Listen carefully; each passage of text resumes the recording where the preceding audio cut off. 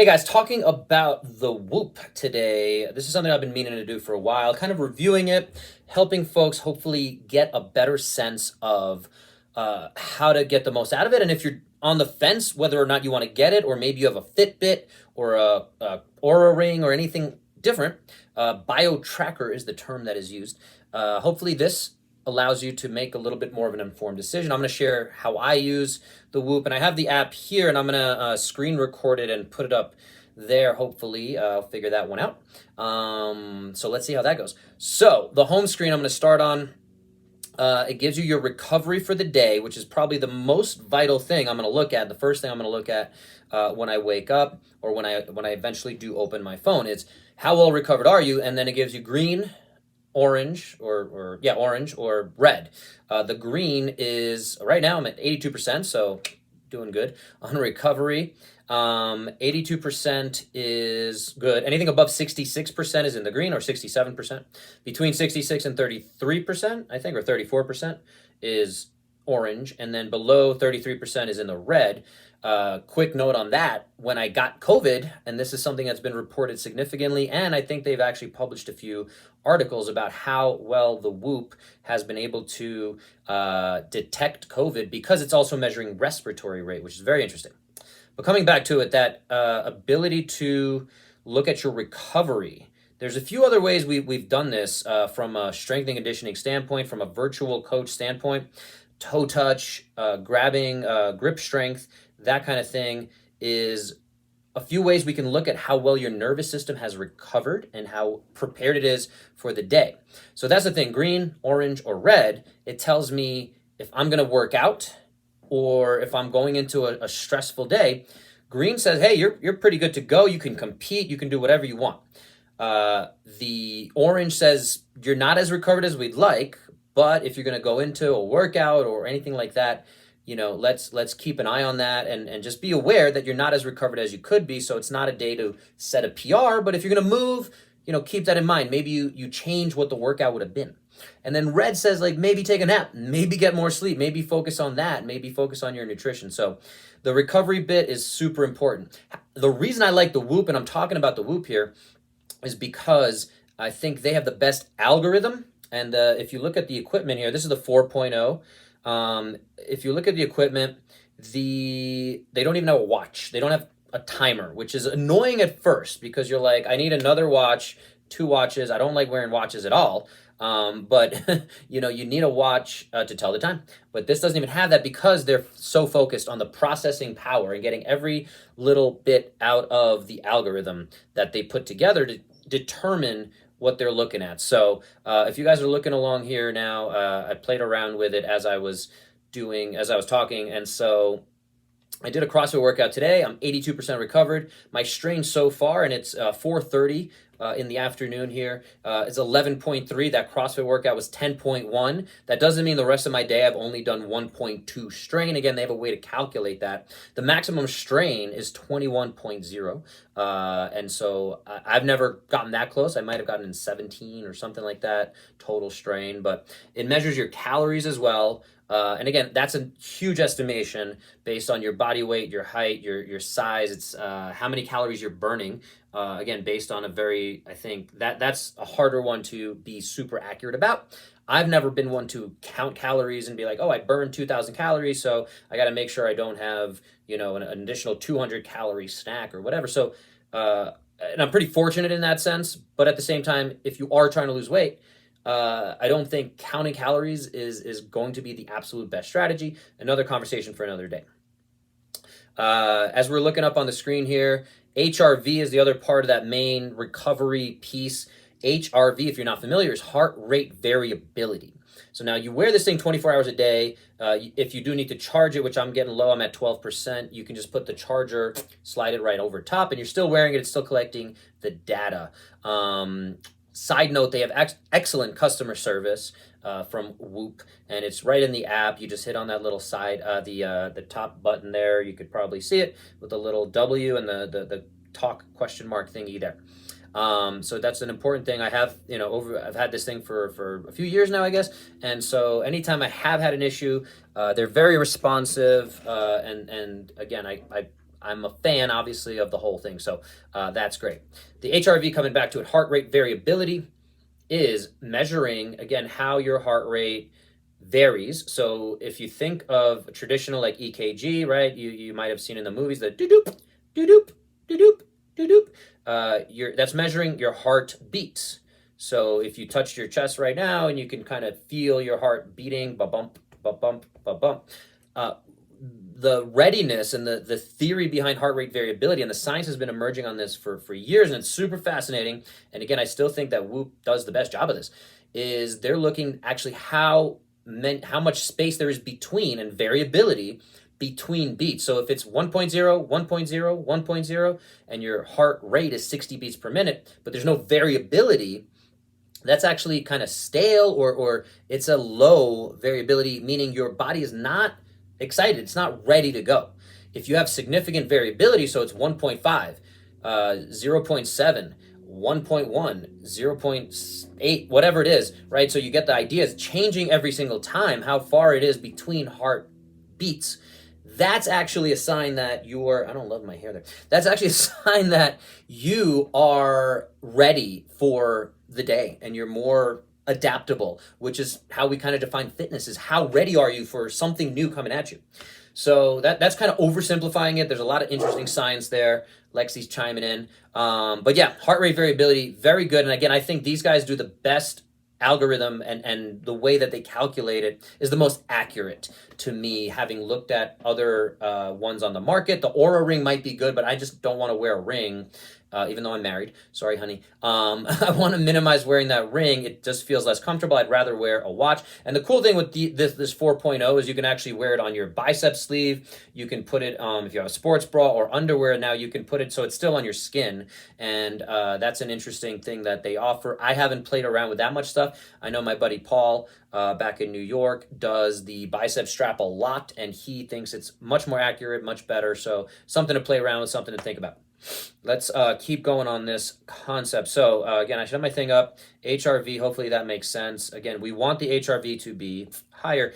There's like a coaching thing that you can utilize in here. So because my recovery was pretty good today, 82%, I just pulled it up so you could see the little line.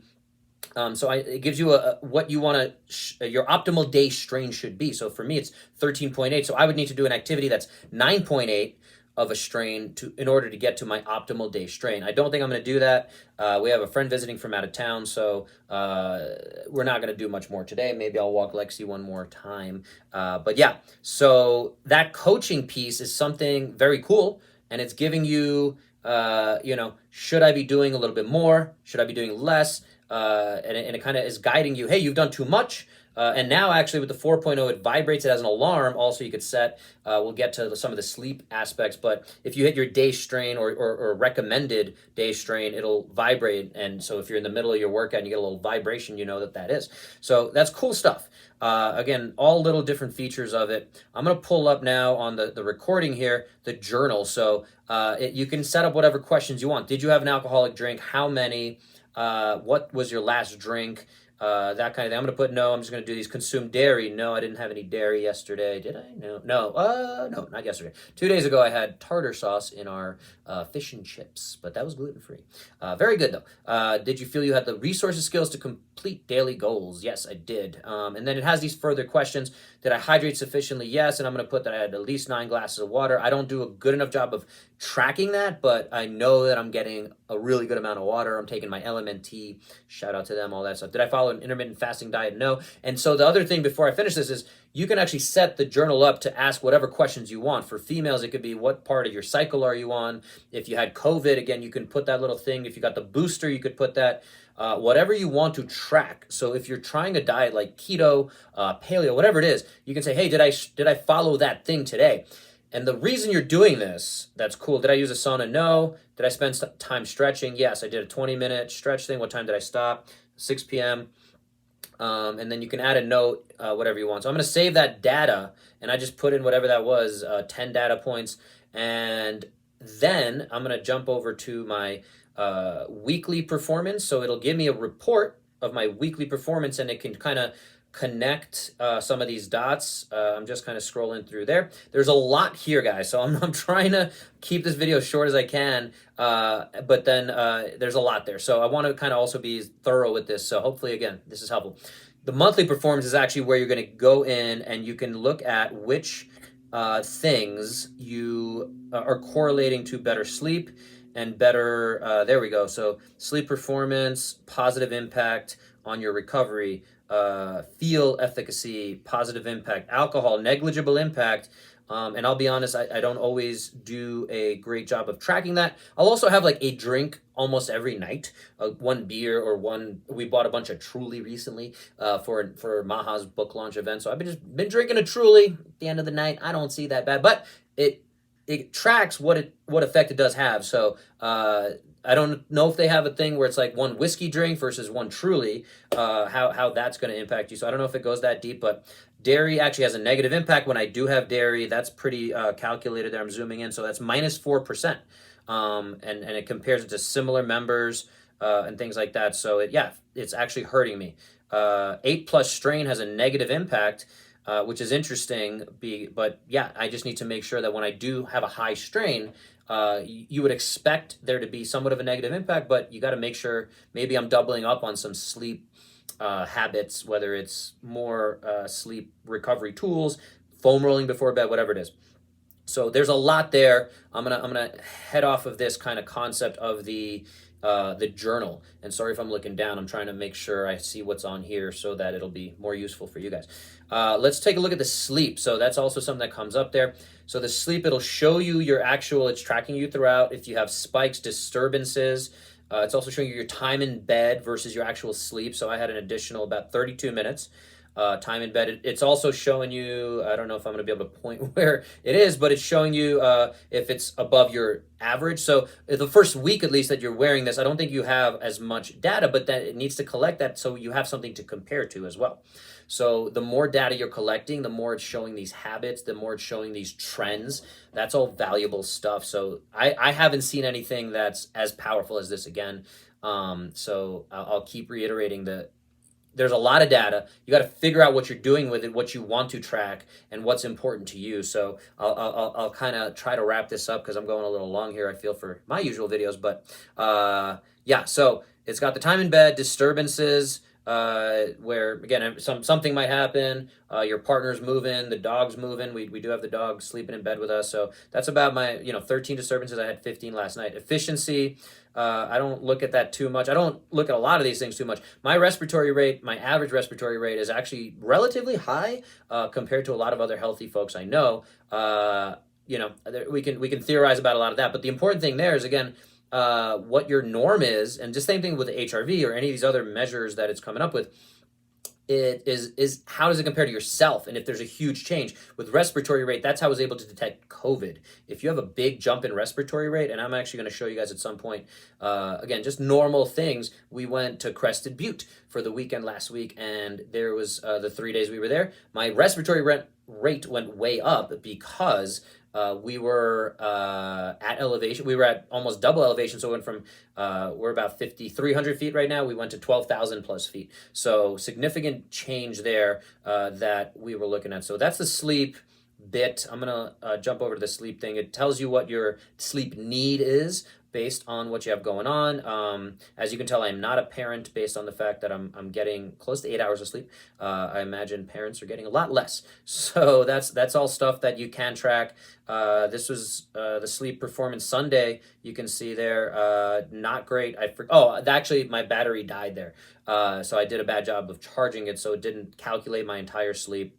So that's the reason I have that really low one. But yeah, you can look at why some of these things jump out. That's 77%, why that one jumped out. Hours versus need, again, you can see the tracking, time in bed, all these different things, performance. Back to the overview. And again, there's a lot of different things in here. So you're looking at those trends, what happened over the last week, your strain, your day strain, average heart rate throughout the day, 67, all that good stuff. So yeah, tons of data. The recovery you can look at here. So this is the fun one. HRV, again, you can see kind of jumping around, very low when we were in Crested Butte. We came back here, slept in my own bed. my recovery went way up. All the numbers kind of came back. So go figure on that. Resting heart rate, staying pretty low, 55. Really good measure of your overall aerobic fitness. Respiratory rate, again, you could see here went up in those times when we were at elevation, came back down. So that's something that shouldn't change much. And if it does, that's a lot going on. So, or something that we should definitely be paying attention to. So, overview, coming back to it. Health monitor. This is a new thing with the 4.0. It's looking at your respiratory rate, your blood oxygen, which is interesting. It's checking your resting heart rate. Today was 50. Cool. HRV and skin temperature. And so those are things that are in your baseline health report. And so anything coming out of the normal, that might be something that can tell you, again, you got COVID, you might have a flu coming on, you might have something going on where now we can track that and see, should we take action? Should we take more zinc, vitamin C, whatever things that we're going to do, or prioritize sleep and say, hey, like, I'm not going to go do that workout at 5 a.m. I'm going to actually sleep in today. And you can justify that with data. So what else do we have? The health monitors there, all that. You can kind of live stream this stuff too. That's what I'm pulling up now. So you get the double video of me. Cool. So you can do that. These are just different ways to do that. I don't play around with that one too much. You can join communities and groups. I haven't done a lot of that.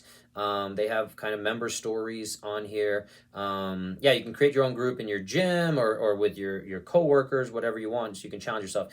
This is, yeah, just a logistical thing, not super important to look at. Coming back to the main stuff though. Strain, recovery, sleep. The sleep again, I didn't show this part. You go down and you can see your stages of sleep. That's very important. So how much were you awake? Light sleep versus REM and deep sleep. So deep sleep is the one we really want to focus on and make sure is in a high number. And it'll tell you, again, 20.7% of your time asleep spent in deep sleep. This is an optimal amount for healthy adults. Awesome. So again, I'm always trying to make sure keeping an eye on some of that stuff. You can look at optimal sleep here. Again, recovery numbers, the strain, optimal strain, max heart rate, things like that. Again, sometimes I've done workouts where I'm like huffing and puffing, and again, it might be my respiratory rate that's really struggling my lungs. And my heart rate's only at like 140 or 150. Again, if you guys have ever done a CrossFit workout, you see that. Sometimes I'm like, is this thing broken? But I think it's just tracking and it's one thing versus the other. So hopefully that makes some sense in regards to that. I think I hit a lot of the stuff that is going on there. Again, I don't know if this is actually I'm gonna track. Oh, hey, no, I don't need help anyway. Just trying to click the help. You can look back obviously at your calendar. So for February, that's the blues with the dot is when I went above 10.0. Again, I don't always go off of these numbers. I'm just trying to keep moving, stay healthy. Monday, I had a 98% recovery. That was pretty cool. We're in rock climbing, CrossFit training, and you can track your activities. That's one thing I didn't show. So you can start your activity. It's calibrating. So right now my heart rate's 84. Talking to you lovely folks. Strain coach says I want to go to 9.8. You can turn that on or off. If you start your activity, it's going to show you again. You can watch your heart rate as you're doing it. You can also keep an eye on that. You can look back at some of that stuff. I'm turning the thing now so you can see. I don't know how that's actually going to look. It might look this way. Sorry about that. So again, it shows your sleep. It shows your heart rate if you want to look at it throughout the day. I'm going to flip that back.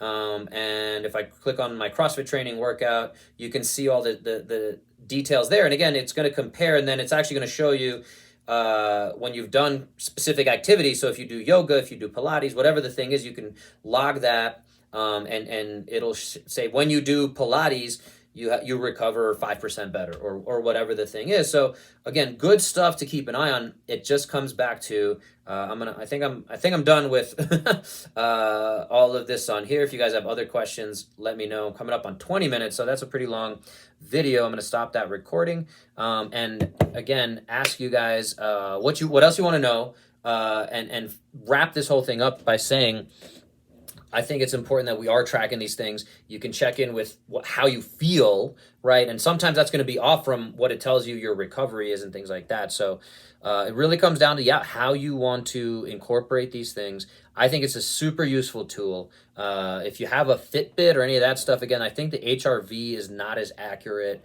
And again, I'm happy to hear other people's thoughts on that. I really like utilizing the Whoop. I like having it. It's not very expensive, especially if you are buying multiple months in advance. I think I pay $18 a month for that, so it's not very expensive. If you're going in the shorter ones, I think it's $30 a month, which is $1 a day. So again, you got to figure out what works for you, your budget, all that stuff. But I'm a pretty big fan. Again, if you can't tell, Whoop. If you happen to see this, let me know if I miss anything. If you want to hire me as a spokesperson, let me know. I got plenty of video editing things I need to work on, but even doing this little thing here, hopefully was good. So.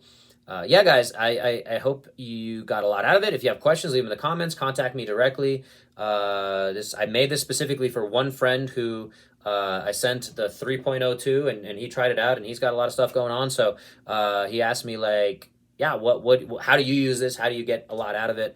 So hopefully that again takes you guys through some of the utility of it. That was my kind of tour of the whole thing. I'm trying to think if there's any other major things I do with it. I think that the journal is super useful when you can get that report, whether it's monthly or even yearly. They give you the report of,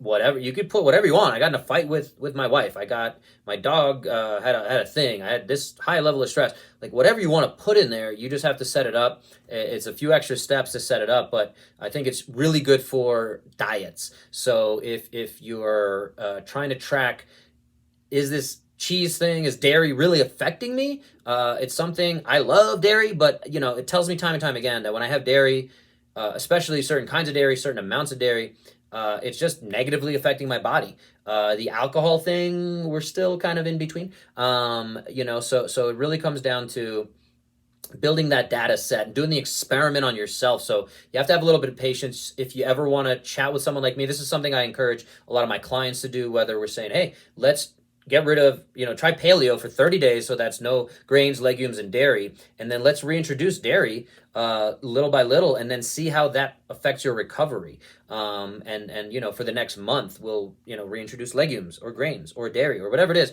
If you're not being intentional with that and you miss the data, I think that, you've kind of just done that possibly for very little reason. So the closer you can track it, that's going to be my kind of final thought on that is the closer you can track it, the more powerful and useful this thing is. So if you're interested, I'll put a link, I think, if you want to, try it out or whatever. I get a little bit out of it. You get a little bit out. I think you can get a free month to try, or I forget exactly how they're doing it, but should have a link down below for my referral code. And again, Whoop, if you see this, hit me up. We'll talk. But I'd love to do more of these videos. If you guys get a lot of use out of this, please let me know. I love engaging in these conversations. So I've recorded 2 podcasts earlier today, so I've done a lot of talking. I'm going to wrap it up here. Hopefully this will help you get 1% better today. And hopefully the Whoop is something you are interested in and ready for. And Maha's calling me, so I'm going to go.